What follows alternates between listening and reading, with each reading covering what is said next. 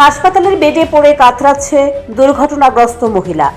দেখা নেই চিকিৎসকের, হেলদোল নেই হাসপাতাল কর্তৃপক্ষেরও। এই বেআব্রু চেহারা হচ্ছে বিশালগড় মহকুমা হাসপাতালের। দীর্ঘদিন ধরেই একের পর এক এই হাসপাতালের চিকিৎসা পরিষেবা নিয়ে অভিযোগ করে আসছেন রোগী ও তাদের আত্মীয়রা। এই বিষয়ে সংবাদ মাধ্যমের শিরোনামে রয়েছে এই হাসপাতাল। প্রায় প্রতিদিনই বিশালগড় মহকুমা হাসপাতালের চিকিৎসা পরিষেবা নিয়ে অভিযোগ আসে। বৃহস্পতিবারও একই অভিযোগ এসেছে। প্রায় 1 ঘন্টা ধরে দুর্ঘটনাগ্রস্ত মহিলা হাসপাতালের বেডে পড়ে যন্ত্রণায় ছটফট করছেন, অথচ হাসপাতালে কোনো চিকিৎসক নেই। অভিযোগ, চিকিৎসকেরা নিজেদের প্রাইভেট চেম্বার নিয়ে ব্যস্ত, তাই তাদের কাছে হাসপাতালে বসে চিকিৎসা পরিষেবা প্রদানের সময় নেই। বৃহস্পতিবার সকালে বিশালগড় নেতাজি নগরের মহিলা বীণা রানী দাস বিশালগড় নিউ মার্কেটে এসেছেন বাজার নিতে।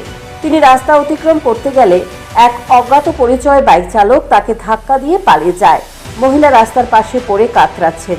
এই খবর পেয়ে দমকল কর্মীরা এসে মহিলাকে উদ্ধার করে বিশালগড় মহকুমা হাসপাতালে নিয়ে আসেন, কিন্তু চিকিৎসক না থাকায় 1 ঘন্টা ধরে বেডে ছটফট করেন আহত মহিলা।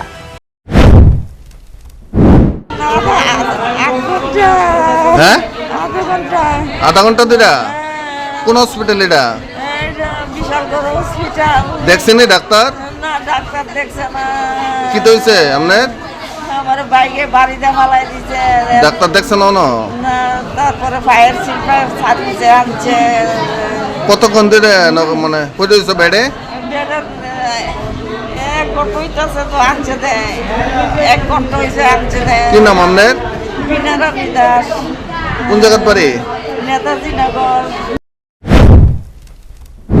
বিশালগড় নিউ মার্কেটে জাতীয় সড়কে দুর্ঘটনায় মহিলা বাইকের ধাক্কায় গুরুতর জখম হয়ে হাসপাতালে চিকিৎসাধীন।